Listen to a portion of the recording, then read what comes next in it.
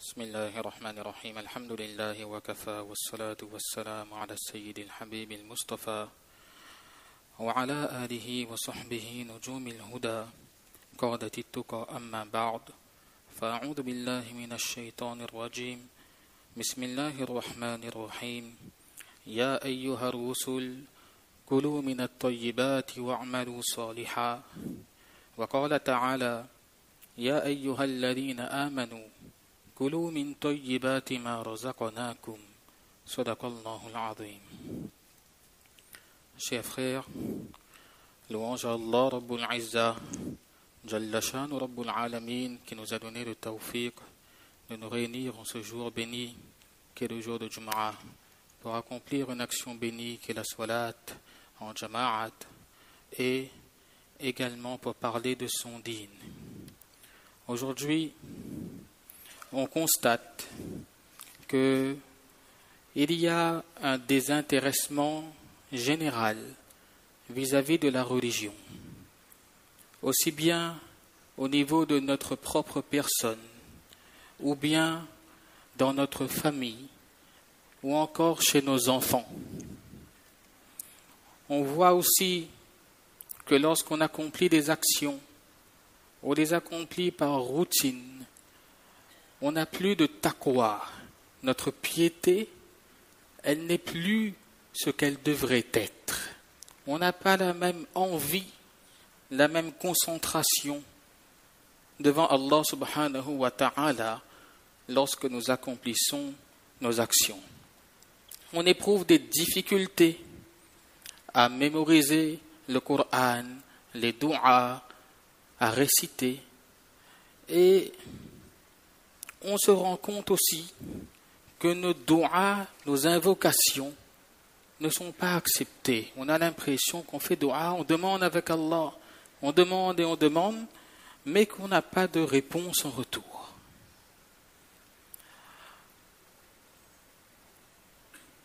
Il y a, parmi les innombrables raisons, causes à cela, une cause majeure qui nous est citée dans le livre de Muslim Sharif par Abu Huraira radiyallahu ta'ala anhu, donc un hadith authentique, dans lequel il dit que le prophète d'Allah sallallahu alayhi wa sallam a dit Inna Allah tayyibun la yaqbalu illa tayyiban.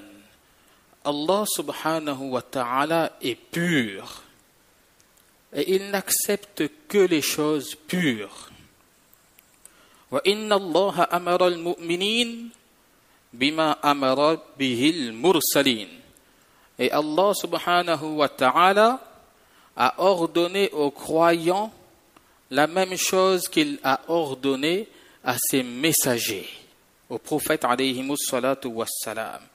فَقَالَ تَعَالَى يَا أَيُّهَا الرُّسُلُ كُلُوا مِنَ الطَّيِّبَاتِ وَاعْمَلُوا صَالِحًا.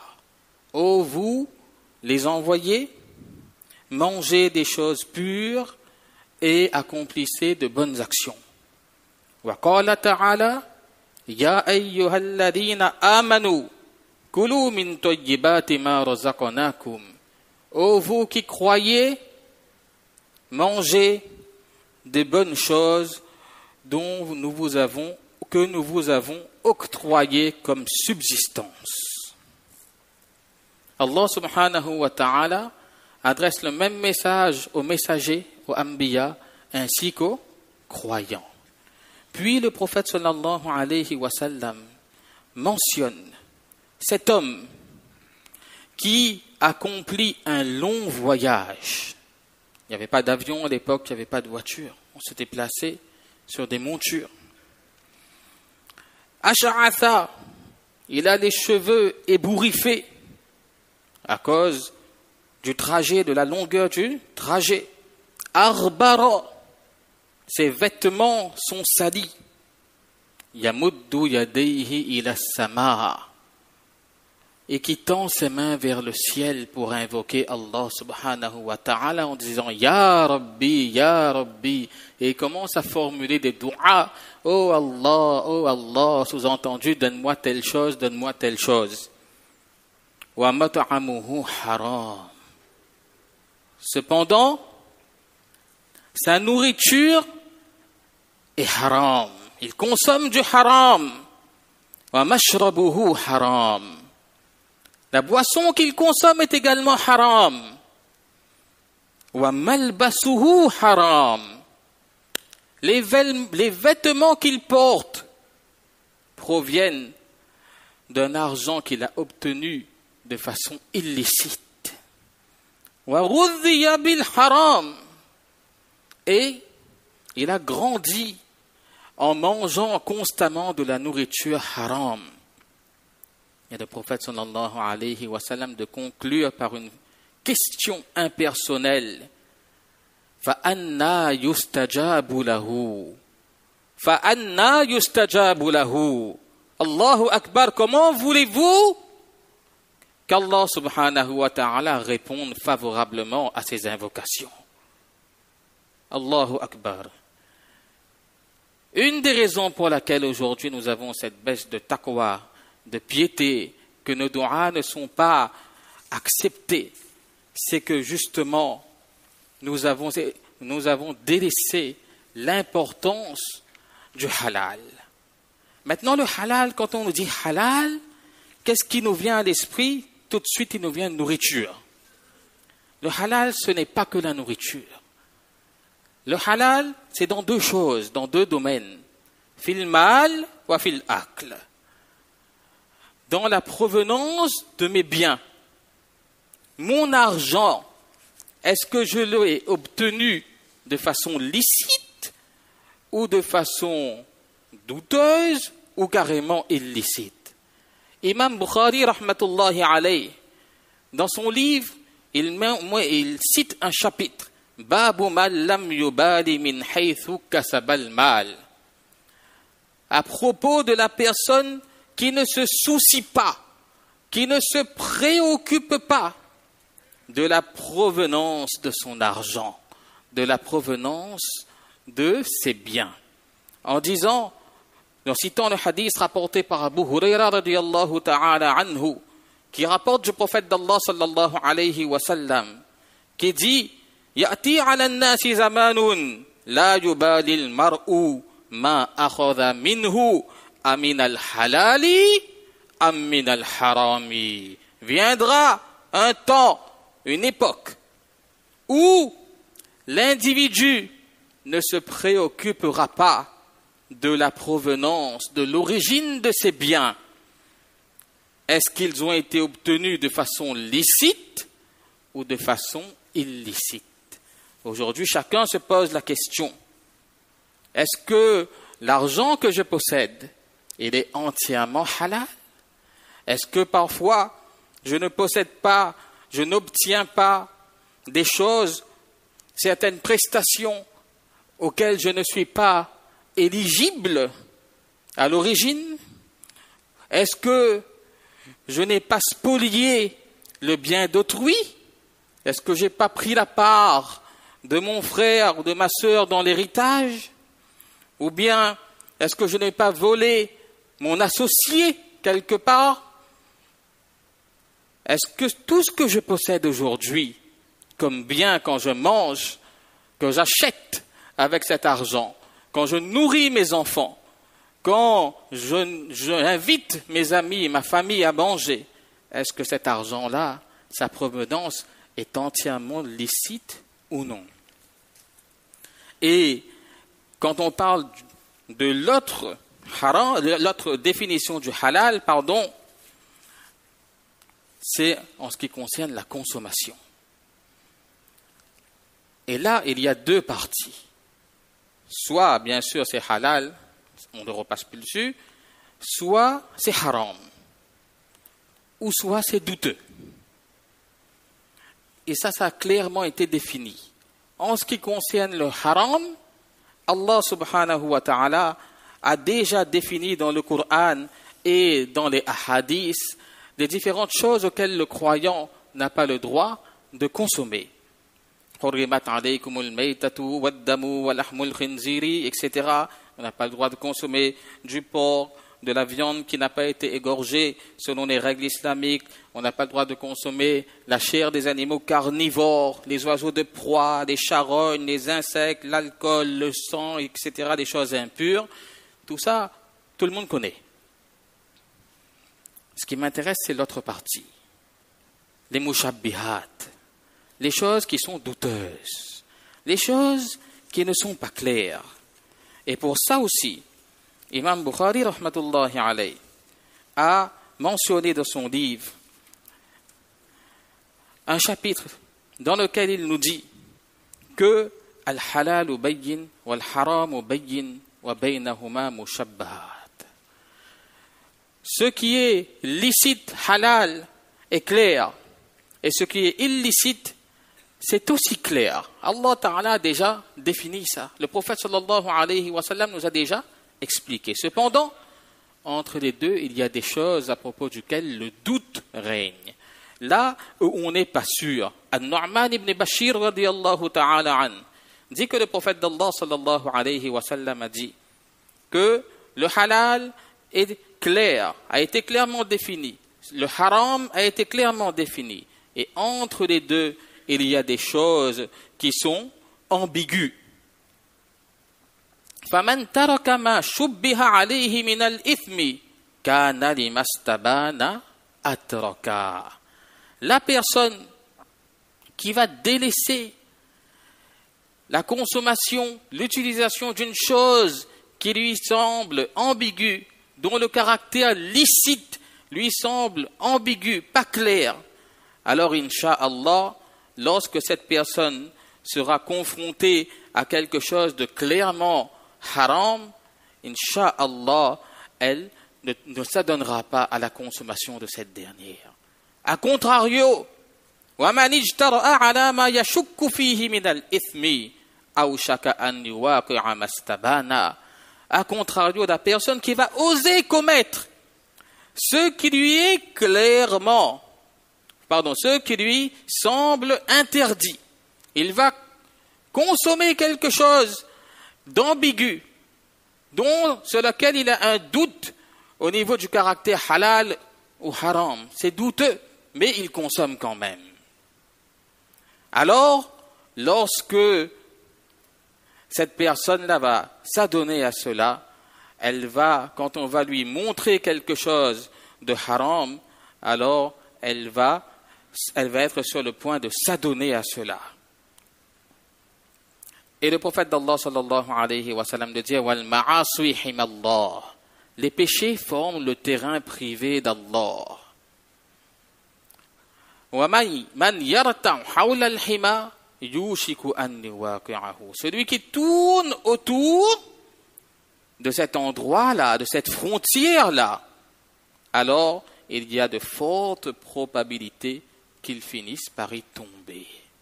De la même façon que lorsque vous avez une vache qui est en train de brouter de l'herbe verte, est-ce qu'elle est en train de brouter chez son propriétaire, elle ne fera pas de différence avec l'herbe du voisin. S'il n'y a pas de frontière, il n'y a pas de clôture entre les deux, la vache, elle broute ici, elle broute là-bas. Pour elle ne fait pas de différence. Il y a cette séparation, cette clôture-là. Et cette clôture-là, c'est ce qui, justement, sépare la limite du halal et du haram. Ce sont les shubuhat. Ce sont des choses qui sont ambiguës. Ne tombons pas dans les choses ambiguës. Et Dieu sait s'il y en a au jour d'aujourd'hui, à travers les différentes substances que nous retrouvons, ces fameux œufs que nous retrouvons sur les paquets de biscuits ou ailleurs dans le commerce. Quand on sait que du E441, c'est de la gélatine de porc. Quand on sait que du E631, des chiffres qui ne nous parlent absolument pas, 631, 635, proviennent de l'urine. Quand on sait que le E120, la cochenille, ça tout le monde plus ou moins sait maintenant, c'est le sang d'un insecte séché, écrasé. Et que nous consommons cela. Si on nous disait clairement, consomme de la viande de porc, on va dire non, Na'oudhu billah. Mais quand on voit quelque chose, E441, on ne sait pas. On n'est pas, parfois, on ne fait pas attention à ce qu'on achète. Des shubuhat, justement, le doute, là où c'est douteux, il faut à tout prix délaisser cela. Et aujourd'hui, ça se manifeste également pour nos enfants, au niveau de la cantine. Lorsqu'on va mettre nos enfants à la cantine, est-ce qu'on réfléchit un instant? Est-ce qu'ils consomment halal ou pas? Et ce qui nous amène sur un deuxième point dans des choses douteuses, qui est la contamination. Et ça, on est très laxiste là-dessus. La contamination, c'est quoi? C'est tout simple, la contamination. C'est que le produit à l'origine, il est halal. Mais il est en contact. Il se trouve à côté d'un produit qui n'est pas halal. Quand je paye très cher pour aller dans un hôtel 5 étoiles à Maurice et que je vois apparemment un produit qui est halal, j'ai déjà demandé au cuisinier, oui, la viande est halal, monsieur, mais que ce même produit se retrouve à côté d'un curry, d'un autre mets qui, lui, n'est pas halal, et que les cuillères sont là posées lorsque les gens viennent. Il y a des interactions qui se font, chacun ne fait pas forcément attention de quelle cuillère j'ai utilisée. Même si le produit est halal à l'origine, eh bien, il y a le doute raisonnable là, ash-shubuhat. Ici, l'ambiguïté. Il vaut mieux rester éloigné de cela si on n'est pas sûr de la provenance. Lorsque les enfants vont à la cantine, je ne dis pas de ne pas mettre les enfants à la cantine, mais on doit s'assurer, on doit avoir ce fikar, ce souci, est-ce que mon enfant il est en train de manger halal ou pas? Est-ce qu'il est en train de consommer halal? Ce n'est pas parce que sur une boîte de carton au supermarché que c'est écrit halal en arabe dessus que c'est forcément halal. On ne dit pas que c'est haram non plus. Mais, par rapport à ce qu'on vient de voir, le doute ash-shubuhat, à l'exception bien sûr de ce qui est clairement défini par les organismes qui existent, alhamdulillah, depuis quelques années à La Réunion, Halal Réunion, etc. Mais je parle des viandes importées, où là on voit que c'est halal parce que c'est pas cher, on va aller acheter pour consommer. Non, il vaut mieux s'abstenir. On ne dit pas que c'est haram, mais c'est douteux. Et on vient d'expliquer que la personne qui tombe dans le douteux, lorsqu'on va lui montrer quelque chose de haram, elle sera plus enclin à consommer cela. De la même façon, aujourd'hui, si on va vous dire, parce qu'il y a beaucoup, on va dire, d'engouement, les paroles parfois dépassent les limites. Si je m'inquiète pour mon enfant, par exemple, parce qu'il va consommer dans la cantine, ce n'est pas du communautarisme, ce n'est pas encore moins, bien sûr, de la radicalisation. J'ai le droit de manger, de consommer ce que je veux. Nous sommes dans un état de droit où nous avons la liberté de consommer, de se vêtir, de s'exprimer, d'avoir l'apparence qu'on souhaite, tout en respectant la loi, bien évidemment. Aujourd'hui, on est en train de remettre beaucoup de choses en question, en nous disant que si je mets mon pantalon au-dessus de ma cheville ou jusqu'à mon mi-mollet, je pourrais être quelqu'un qui a des idées contraires à la République. Non, absolument pas. Une personne qui met son pantalon au-dessus de sa cheville, ça fait sourire certains, mais c'est parce qu'il suit la sunna. Je vous donne un petit hadith à l'appui. Parce qu'il suit le prophète sallallahu alayhi wa sallam. Il n'y a aucun mal à cela. La loi ne l'interdit pas. Le prophète d'Allah sallallahu alayhi wa sallam a dit dans un hadith en s'adressant à Huzayfa ibn al-Yaman radiyallahu anhu. Huzayfa ibn al-Yaman radiyallahu anhu a dit que le prophète sallallahu alayhi wa sallam a attrapé mon mollet ou son mollet. Et il a dit Hada mawdi'ul izar. Voici l'endroit où ton pantalon devrait normalement arriver. Fa'in abayta fa asfal. Si tu ne veux pas, tu veux faire descendre plus bas, tu peux. Fa'in abayta, tu veux descendre encore plus bas, alors tu le peux, mais fala haqqa lil izari fil ka'bayni. Ton pantalon ne doit pas toucher tes chevilles. Il n'y a aucun mal à cela. Aujourd'hui, le physique, le caractère physique d'une personne est remis en cause. Pourquoi une personne garde la barbe? Le prophète sallallahu alayhi wa sallam avait une barbe fournie. Tous les prophètes alayhi wa sallam avaient la barbe. Même le prophète des autres religions, envoyé pour les autres religions. Il n'y a aucun mal à cela. Et aujourd'hui, nous sommes dans une société où il y a la liberté d'expression. Les gens s'expriment, mais en aucun cas, nous croyants, nous ne devrions nous sentir frustrés de ce que nous sommes. Nous sommes des musulmans, nous avons notre iman, nous avons notre façon de faire, nous avons notre façon de vivre, de nous habiller, de nous exprimer, de vivre en communauté, et nous le faisons en respectant, bien sûr, les lois de notre pays. Et cela, contrairement à ce que certains pensent, ne leur déplaise, n'est absolument pas incompatible. Qu'Allah subhanahu wa ta'ala nous donne le tawfiq de comprendre l'importance de consommer du halal.